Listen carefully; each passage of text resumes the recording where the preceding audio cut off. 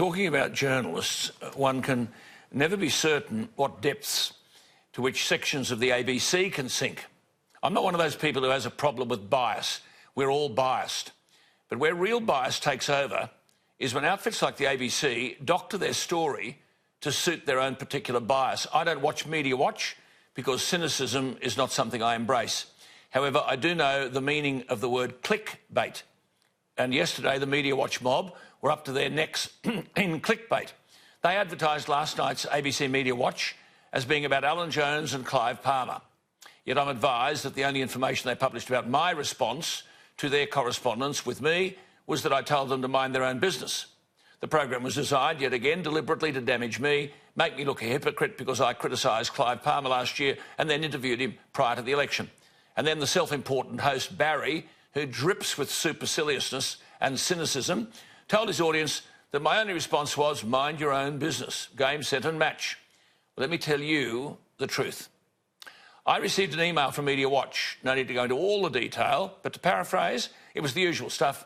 I'd been scathing of Clive Palmer in 2016, but before the election I'd interviewed him on television and radio, quote, we're wondering what caused Mr Jones's change of heart in relation to Clive Palmer. Did Clive Palmer's decision to direct preferences to the coalition play a role? If not, what's the reason? And they sought a response by 10 a.m. Monday, May 27, yesterday. I should say most of this correspondence in the past, as was the case yesterday, is from Sally Virgo, whom I've never met, but she is always impeccably courteous. Pity it couldn't rub off on the supercilious Barry. So I responded as follows, quote, Media Watch is up to its old tricks. Where would Media Watch be without Alan Jones? However, in response to your email, let me make the following points.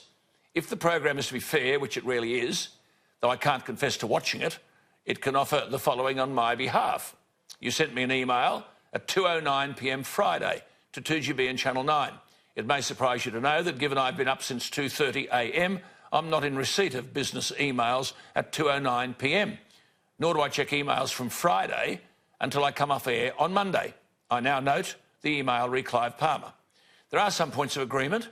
I was scathing of Clive Palmer, I said, in 2016. In fact, I went to Townsville to address the workers at my own cost. But I said if you cared to listen to my interviews with him, I raised this issue again. I think I talked about clearing the decks. I've checked correspondence between Palmer and the liquidator in relation to monies owed, and I made the point about taxpayers' money, and I thought Palmer answered the question about liability in a way which indicated, this is what I said, that the responsibility for payment may not have been entirely his. I asked also about third-party payments, and I cited examples. The answers are there, I said, for anyone to hear. But I was in receipt of continuing correspondence about what he was saying in those ads. I told Media Watch I believe the substance of what he was saying was consistent with public concerns about the Labor Party's policies. My quote-unquote supportive comments were based on his prosecution of those points. I wrote, unlike Media Watch, I don't believe people are wholly bad or wholly wrong.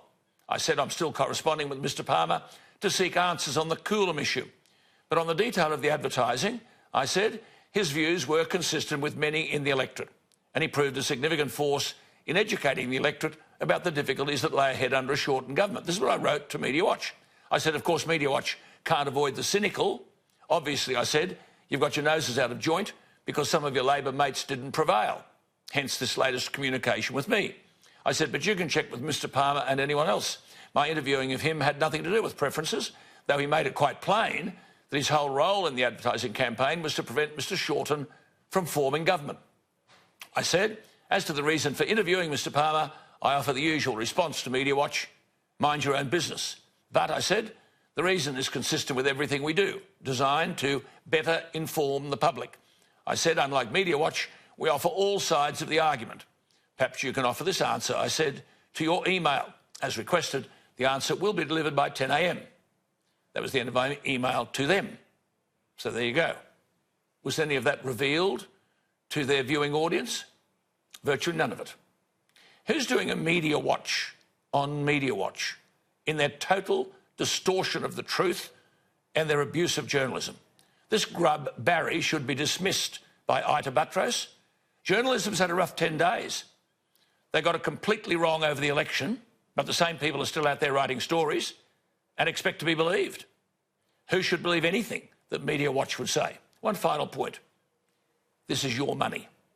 The new CEO of the ABC, before the election, argued that if the coalition was returned, there would be an $84 million budget reduction and that, quote, Labor has promised to revise the pause in indexation, which Mr Anderson said, the new CEO, is a much better scenario for us. Of course, Anderson's point is untruthful. A pause in indexation is not a cut. And the $84 million is a budget figure based on 3% inflation, not the current 1.3%.